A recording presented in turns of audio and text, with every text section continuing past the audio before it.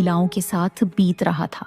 वहीं दूसरी तरफ मिथिला के राजा जनक के जीवन में भी एक अद्भुत कृपा का प्रकाश हो रहा था। राजा जनक और रानी सुनैना को 4 बेटियां प्राप्त हुई थीं। उर्मिला, मांडवी, श्रुतकीर्ति और सबसे अलौकिक सीता। लेकिन सीता जी की जन्म कहानी सबसे निराली है। मिथिला में उस समय भयंकर अकाल पड़ा था। हरियाली, अनाज, सब कुछ खत्म हो गया था। प्रजा दुखी थी और राजा जनक भी उनकी पीड़ा को महसूस कर रहे थे। तब उन्होंने फैसला लिया कि वह एक विशाल यज्ञ करेंगे और उसके बाद स्वयं हल चलाएंगे ताकि धरती माँ प्रसन्न हो जाए। यज्ञ के समापन के बाद राजा जनक ने एक सोने का हल उठाया और खेतों को उससे जोतने लगे।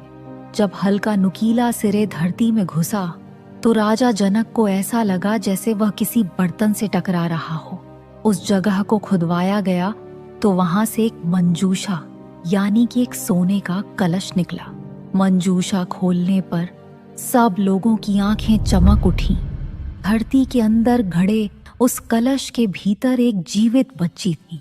राजा जनक और रानी सुनैना की खुशी का ठिकाना न रहा।